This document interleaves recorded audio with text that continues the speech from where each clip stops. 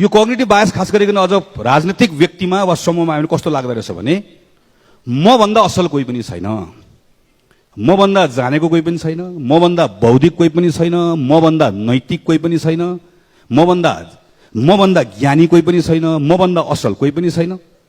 म र मेरो समूह बाहेक बाँकी रहेको मानिसहरू यति खत्तम छन्, यी सब भ्रष्ट हुन्, यी सब अयोग्य हुन्, यी सब अनैतिकता बोकेका झुण्डहरू हुन्। म कहिलेकाहीँ संसदभित्र हेर्छु, संसद बाहिर हेर्छु, हान्ने साढे जस्तो दौडिरहेको हुन्छौँ हामी फापानो फुपू गरेर र भन्दै गर्दा जम्मा एउटा कुरा हुन्छ, यतातिर फर्केर त भ्रष्ट, त खत्तम, त अयोग्य, तेरो सबै परिवार, तेरा पार्टी, तेरा सबै कुरा अयोग्य, म नैतिक, म असल, मैले जति जानेको कसैले छैन, सबै कुरा मलाई थाहा छ। यो पनि समस्या हो। यसले के गर्छ? यसले पनि अहिले मैले भनेको बाहिर जुन भावना बनिरहेको छ यसले पनि त्यतैतिर बल पुर्याउँछ। किन बल पुर्याउँछ भने यसरी चर्को हुँदै जाँदै गर्दा यो सबैलाई डिसमिस गर्न खोज्दै गर्दाखेरि आफू पनि सँगसँगै डिसमिस भइरहेको भइन्छ है हामी। अस्ति यहाँ एउटा चर्चा भयो, बदेल र उसलाई मात्र किन देश बिगार्नेलाई पनि ठोक्ने बन्दुक चाहिन्छ, खतरै कुरा भने जस्तो लाग्यो होला। त्योभन्दा खतरा अर्कोले भनिदिन्छ नि त सिंहदरबार जलाइनुपर्छ भनेर, त्यो पो ठिक हो कि भन्ने लाग्छ। त्यो सिंहदरबार जलाइनुपर्छ भनेर भनेको खतरा लाग्छ भनेको बेलामा त्योभन्दा खतरा अर्कोले भनिदिन्छ कि व्यवस्था पल्टाइदिनुपर्छ, सडकमा आयो त व्यवस्था पल्टाइदिनुपर्छ भनेर खतरा लागिरहेको बेलामा अर्को खतरा निस्किसक्नु। उहाँले के भनिसक्नुभयो भने तिमीहरू त देखेर मात्र आएका हो, भिडमा खास गरेको त मैले हो, अस्तिसम्म सिग्नेचर गरेको थियो, चुनाव लडाएको थियो, सांसद भएको थियो, भत्ता खाथ्यो, गरेको त मैले, मेरै पछि त आएको नि भने आज अन्तर्वार्ता पढिरहेको थिएँ। कोभन्दा को खतरा भने प्रतिस्पर्धा त चलिहाल्छ नि। अब दलै खोलेर बसेकोलाई त दल अर्कोले त भन्ने नै भयो। यसले पनि समस्या गरे सामान्य सभाको मते। किनभने यो विषयका सन्दर्भमा हामी जसरी छलफल गरिरहेका छौँ, बहस गरिरहेका छौँ, हाम्रो छलफल बहसको प्रभाव यहाँभित्र मात्र सीमित छैन। म भर्खर पूर्वी पहाडमा पनि गएर आएँ, पश्चिमका पहाडहरूमा गएँ, मधेसमा गएर आएँ। म गएका कार्यक्रमहरूमा, पार्टीको कार्यक्रमहरूमा देखिने गरी कार्यक्रमहरूमा देखिन्छौँ, सहभागी हुन्छौँ। तर म साँझ बिहान समय बिताएको छु, बसेको छु, त्यहाँका मानिसहरूसँग अन्तर्क्रिया गरेको छु, फरक पार्टीका साथीहरूसँग भेट्ने कोसिस गरेको छु, मानिसहरूको कुरा सुन्ने कोसिस गरेको छु। त्यसको आधारमा मैले गरेको अवलोकन हो यो। हामी सबैलाई उनीहरू एउटै डालोमा हालिरहेका छन्, कसैलाई छुट्याइरहेका छैन र हामी हाम्रा आफ्ना कुरा गर्ने तरिकाहरूबाट हामी झन्झन आफैलाई दलदलमा फसाइरहेका छौँ। जो संविधान नमान्ने हो, जसले यो व्यवस्था मान्दिन भनेर भन्छ, मेरो उसको बारेमा केही भन्नु छैन। यो संवैधानिक प्रबन्धलाई बदलौँ भनेर भनेको कुरा यो व्यवस्था मान्दिन भनेकै भयो। हिजो योभन्दा अगाडिको संविधान हुँदै गर्दा यो संविधान अब बदल्नुपर्छ, यो संविधान मान्दिन भनेर मैले बोल्दै गर्दाखेरि म राजुरोको मुद्दा बोकेको मानिस हुँ। म जस्तै थुप्रै हुनुहुन्छ।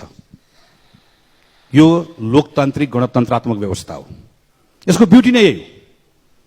यसमा यो व्यवस्था मान्दिन भन्न पनि पाइयो, यो व्यवस्थामाथि प्रश्न गर्न पनि पाइयो।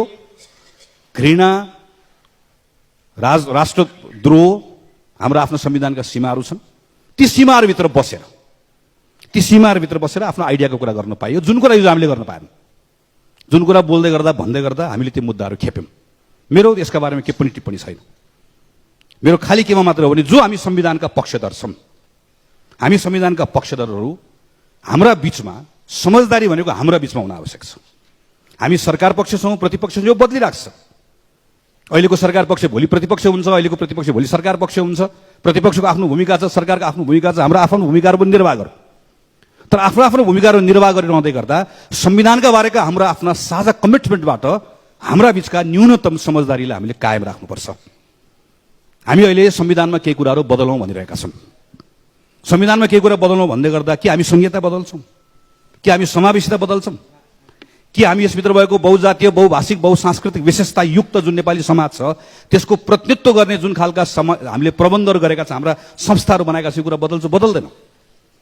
तर हामीलाई केही कुरा त बदल्नु पर्नेछ। हामी निर्वाचन प्रणालीमा केही कुरा बदल्न चाहन्छौँ, हाम्रो समावेशिता, समानुपातिक प्रतिनिधित्वलाई कायम राखेर। हाम्रो संहिताको ढाँचामा हामी यसलाई अझै कामकाजी बनाउन चाहन्छौँ। हाम्रो सरकारी खर्च असाध्यै महँगो भयो, यत्रो धेरै जनप्रतिनिधि किन चाहियो, यसको सङ्ख्या घटाउन चाहन्छौँ हामी। यस्ता थुप्रै प्रबन्धहरू छन् जुन प्रबन्धहरू हामी बसेर सल्लाह गरेर गर्न सक्छौँ। हामीले यति मात्र भनिरहेको त हो नि, हामी पहिला नेपाली कांग्रेस पार्टीभित्र छलफल गर्छौँ, किनकि हाम्रै पार्टीभित्र भिन्न भिन्न मतहरू छ। त्यो भिन्न भिन्न मतहरूमध्ये एउटा मत हामीले बनाएका छौँ, यति कुरा गर्न सकिन्छ भनेर। सरकारमा सँगै नेकपा एमालेसँग छौँ, पहिला नेकपा एमालेसँग कुराकानी गर्छौँ, उहाँहरू हाम्रा बिचमा सबै कुरा मिल्छ भन्ने छैन।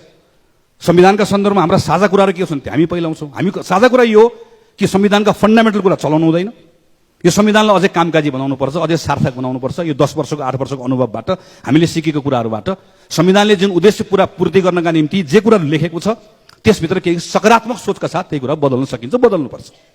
यो कुरामा हाम्रो कुरा मिल्छ। त्यसो बदल्ने भनेको कुराहरू के हुन्? हामी यहाँ कुरा गर्न चाहन्छौँ। हामी यो कुरा गरिसकेपछि निश्चित रूपमा सबभन्दा पहिला हामी कोसँग कुरा गर्न चाहन्छौँ? हामी माओवादीसँग कुरा गर्न चाहन्छौँ। हामी यसको पार्टनर हो, हामीले सँगै बसेर बनाएको। हामी त्यो कुराकानी गरिसकेपछि अरू बाँकी रहेका मधेस केन्द्रित दलहरू छ, हामी उहाँहरूसँगै बसेर कुराकानी गर्छौँ। नयाँ आउनुभएको दलहरू हुनुहुन्छ, उहाँहरूसँग बसेर कुराकानी गर्छौँ, कुराकानी गरौँ। त्यसबाट हाम्रो समझदारीबाट हामी कुन कुन कुराहरू बदल्न सक्छौँ ती कुराहरू हामीले बदल्ने हो। यी के हो कुराहरूलाई हामी सकारात्मक ढङ्गले लिएर जान सक्दैनौँ। हामी संविधानकै बहसमाथि पनि तल्लो तल्लो तल्लो तहमा अहिले म जाँदै गर्दा कसरी बहस गरेका छौँ? हामी एउटाले संविधान हाम्रै बिचमा है संविधान नमान्ने त धेरै परको कुरा भइहाल्यो।